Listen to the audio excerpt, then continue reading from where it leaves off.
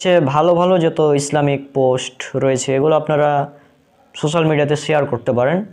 এতে করে কী হবে, বা ভালো কাজের দিকে মানুষকে ডাকতে পারেন, ভালো কাজের আদেশ দিতে পারেন, মন্দ কাজ থেকে বিরত থাকতে বলতে পারেন। আবু দাউদ হাদিস নম্বর 4609, এখানে বলা হয়েছে, যে ব্যক্তি সৎ পথের দিকে মানুষকে আহ্বান করে এবং তাকে যতজন অনুসরণ করবে তাদের অনুসারীর সমপরিমাণ সব তাকে দেওয়া হবে।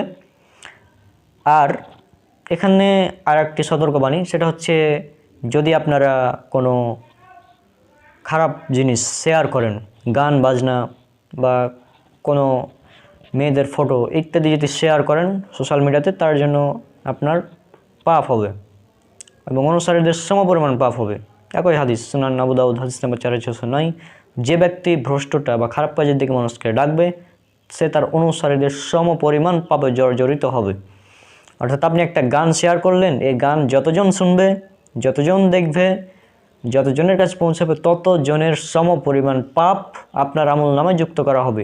যদি আপনি গানটা একাই শুনতেন তাহলে আপনার একার পাপ হতো, কিন্তু আপনি যখন এটাকে শেয়ার করে দিয়ে মানুষকে শোনাচ্ছেন, যতজন মানুষ শুনবে এবং কিয়ামত পর্যন্ত যতজন মানুষ শুনবে ততজনের সমপরিমাণ পাপ আপনার হবে।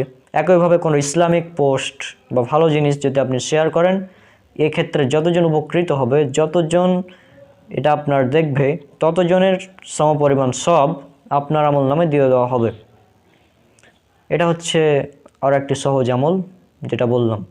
এই আমলটা কীভাবে করবেন, সেটা হচ্ছে ভালো ভালো পোস্ট করবেন এবং খারাপ পোস্ট এড়িয়ে যাবেন। খারাপ পোস্ট শেয়ার করার প্রয়োজন নেই, এটা হচ্ছে কথা। খারাপ পোস্ট শেয়ার করবেন না, যদি করেন তাহলে তো বুঝতে পারছেন কিয়ামত পর্যন্ত একদম আমল নামায় গুনাহ যুক্ত হতেই থাকবে।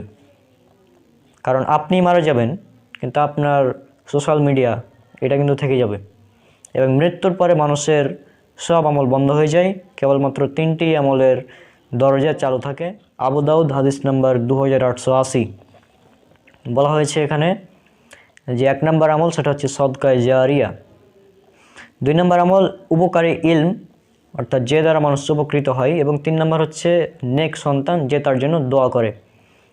এবং উপকারী ইলম যেটা আমরা করছি বর্তমানে সোশ্যাল মিডিয়ার মাধ্যমে যে আমরা উপকারী ইলম ছড়িয়ে দিচ্ছি, এবং এটার সব ইনশাল্লাহ আমরা কবরে বসে পেতে থাকব মৃত্যুর পরেও। কারণ মৃত্যুর পরেও মানুষের কাছে আমাদের এই উপকারী ইলমগুলো ছড়িয়ে যেতে থাকবে, ইনশাল্লাহ ছড়িয়ে দিতে থাকবে। অর্থাৎ আমরা মারা যাব কিন্তু আমাদের রেখে যাওয়া উপকারী ইলম দ্বারা মানুষ উপকৃত হবে এবং এর দ্বারা আমাদের সওয়াব হবে। এবং এই কাজটি যদি আপনারাও করেন তাহলে আপনারাও সমপরিমাণ সওয়াব পাবেন যতজন আপনার অনুসারী হবে। তো আজকের আলোচনার বিষয় ছিল অল্পতেই জান্নাত। কাজটা কিন্তু অল্প, আপনি জাস্ট একটা ইসলামিক পোস্ট শেয়ার করবেন। তবে ইসলামিক পোস্ট শেয়ার করার আগেও যাচাই বাছাই করার প্রয়োজন রয়েছে। আল্লাহ সুবহানাহু ওয়া তাআলা বলেছেন পবিত্র কোরআনে সূরা হুজুরাত সূরা নম্বর 49 আয়াত নম্বর 6, যদি কোনো ফাসিক ব্যক্তি তোমাদের নিকট কোনো খবর নিয়ে আসে তাহলে তোমরা সেটা যাচাই করে নাও। এবং সহিহ মুসলিমের হাদিস নম্বর 5, সেখানে বলা হয়েছে কোনো ব্যক্তি মিথ্যাবাদী হওয়ার জন্য এটুকুই যথেষ্ট যে সে যা শোনে তাই বলে বেড়ায়। এরপর সহিহ বুখারীর হাদিস নম্বর 106 থেকে 110 পর্যন্ত উল্লেখ করা আছে, যে ব্যক্তি আমার নামে মিথ্যা কথা ছড়ালো তার থাকার জায়গায় জাহান্নাম। সুনান সহিহ বুখারী হাদিস নাম্বার 3461, আমার কথা পৌঁছে দাও যদি একটি মাত্র আয়াত হয়, তবে সাবধান, যে ব্যক্তি আমার নামে মিথ্যা কথা বলল তার থাকার জায়গায় জাহান্নাম।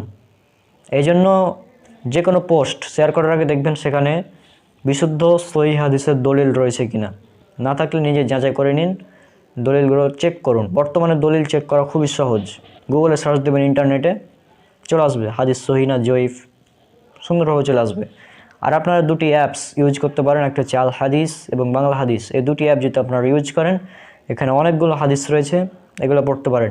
এছাড়া যারা আরবি ভালো পারেন তারা মাকতাবা শামেলার ওয়েবসাইটে যেমন সেখানে অসংখ্য হাদিস রয়েছে, সেখানে অনেকগুলো হাদিস রয়েছে, সেটা পড়তে পারেন।